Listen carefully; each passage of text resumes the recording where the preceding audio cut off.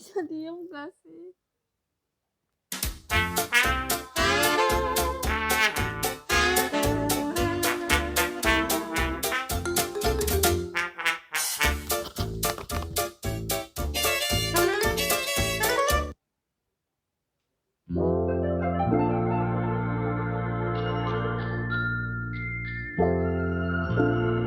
Assalamualaikum warahmatullahi wabarakatuh. Hai semuanya, perkenalkan nama saya Destiny Cahyurmana dengan NIM 418231142. Saya biasa dipanggil JJ. Saya dari Universitas Komputer Indonesia dengan Fakultas Ilmu Sosial dan Ilmu Politik dari Prodi Ilmu Komunikasi.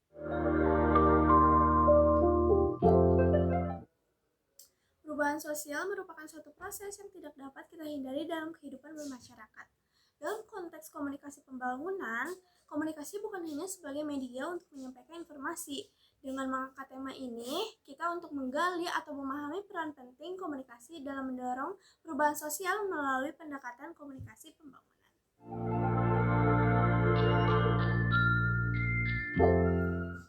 Tujuan dari pembahasan ini adalah untuk menyoroti bagaimana komunikasi yang efektif dapat menggerakkan masyarakat untuk terlibat aktif dalam proses perubahan sosial. Teori perubahan sosial digunakan sebagai dasar teoritis untuk memahami bagaimana transformasi sosial dapat terjadi melalui komunikasi yang efektif. Teori ini mengacu pada pandangan klasik dari Auguste Comte dan Emile Durkheim yang menekankan evolusi masyarakat serta diperkuat oleh pandangan modern.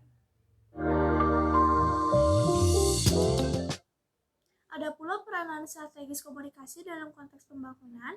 Komunikasi memegang peranan strategis dalam konteks pembangunan, terutama dalam menyampaikan informasi, membangun kesadaran, dan mendorong partisipasi masyarakat. Di sini ada 6 aspek utama dalam komunikasi pembangunan yang saling terhubung dan saling mendukung. Yang pertama, penyebaran informasi tujuannya untuk memberi pengetahuan dasar, contoh nyatanya seperti kampanye pemilahan sampah. Yang kedua, adanya peran pendidikan tujuannya untuk meningkatkan keterampilan, contoh nyatanya seperti pelatihan tanam padi modern. Yang ketiga, ada perubahan perilaku tujuannya untuk mendorong kebiasaan baru, contoh nyatanya seperti edukasi gizi untuk cegah stunting. Yang keempat, ada partisipasi, ini melibatkan tujuannya untuk warga yang aktif, dan contoh nyatanya seperti musyawarah desa untuk pembangunan jalan. Yang kelima, ada peran berdialog. Di sini tujuannya untuk kesepahaman semua pihak. Contoh nyatanya seperti dialog warga soal relokasi proyek.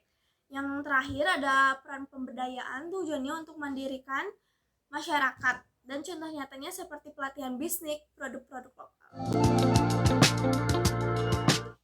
Di sini ada komunikasi sebagai alat transformasi sosial.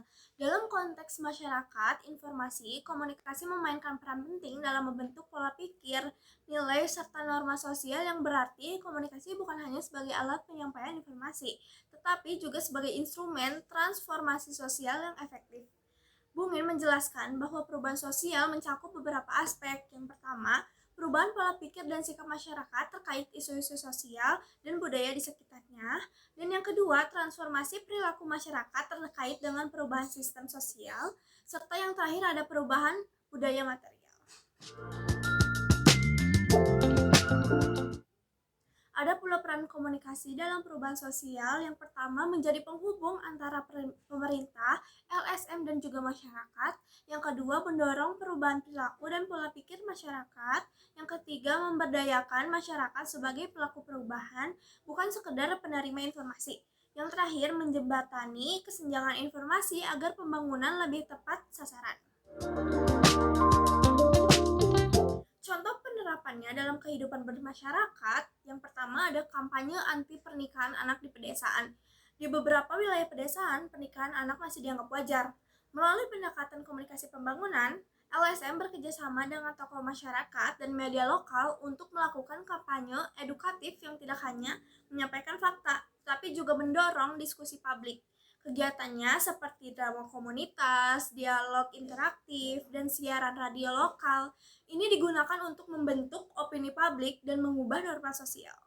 Contoh penerapan kedua, program pertanian berkelanjutan. Di daerah pertanian, pemerintah memperkenalkan metode pertanian ramah lingkungan.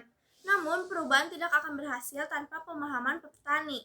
Melalui pelatihan berbasis komunitas, penyuluhan interaktif, dan media visual yang mudah dipahami, komunikasi pembangunan dilakukan untuk mendekatkan inovasi teknologi kepada petani secara partisipatif dan inklusif.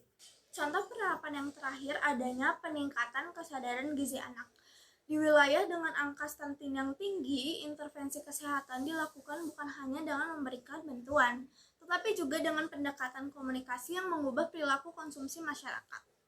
Penggunaan pendekatan lokal seperti penyuluhan oleh Kadin Posyandu, pemutaran film edukatif berbahasa daerah, serta diskusi kelompok terbimbing mampu meningkatkan pemahaman dan komitmen ibu-ibu terhadap pentingnya gizi anak.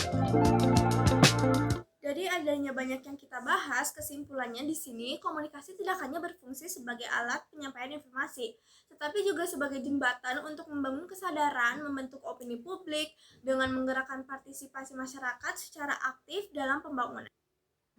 Dengan pendekatan partisipatif dan inklusif, komunikasi pembangunan mampu mempercepat difusi inovasi, meningkatkan adanya keterlibatan masyarakat, dan memperkuat hubungan antar pemangku kepentingan pembangunan.